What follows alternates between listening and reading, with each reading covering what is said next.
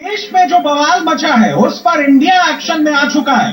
बांग्लादेश के high commissioner को आज दिल्ली में तलब किया गया। एंटी इंडिया बयानों को लेकर साफ साफ चेतावनी दी गई है। बांग्लादेश में जो हो रहा है, जो चल रहा है, उसकी वजह सिर्फ और सिर्फ सत्ता है। एनसीपी का नाहिद इस्लाम, जमात का शफीकुर रहमान और बीएनपी का तारिक रहमान, ढाका की सत्ता के ये 3 सेंटर पॉइंट हैं। बांग्लादेश में हुए एक सर्वे के मुताबिक 35 साल से कम के 39% वोटर बीएनपी को सपोर्ट कर रहे हैं। 22% वोटर जमात के साथ खड़े हैं। शेख हसीना की पार्टी अवामी लीग बैन होने के बाद भी उसके पास सबसे ज्यादा यूथ के वोट हैं। सभी की नजर सिर्फ इसी वोट पर है।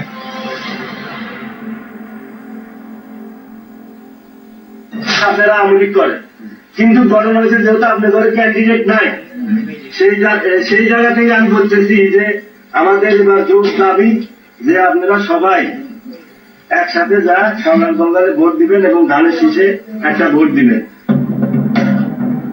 अवामी लीग के खाते वाले वोट के लिए जमात ने पूरे बांग्लादेश को हाईजैक कर लिया है। लोगों को इस कदर डरा दिया है कि नेता प्रचार के लिए बाहर तक नहीं निकल रहे।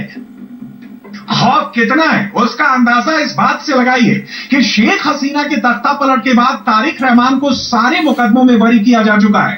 कोर्ट की ओर से सुनाई गई उम्र कैद की सजा भी रद्द कर दी गई है।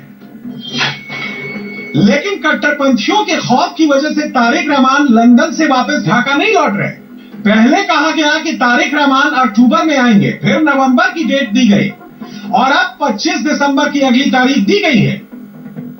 तारिक रहमान को पुलिस फुल सिक्योरिटी का भरोसा दे चुकी है, लेकिन अभी तक ये तय नहीं है कि खालिदा जिया का बेटा ढाका आएगा या नहीं, और इसका फायदा उठाकर जमात पूरे बांग्लादेश की सियासत पर कब्जा जमा रही है।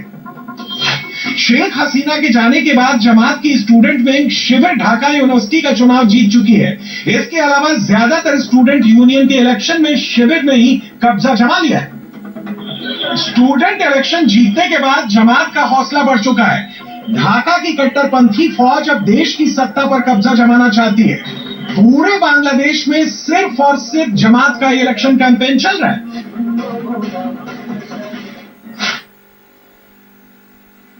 और अब एक नजर न्यूज अपडेट पर।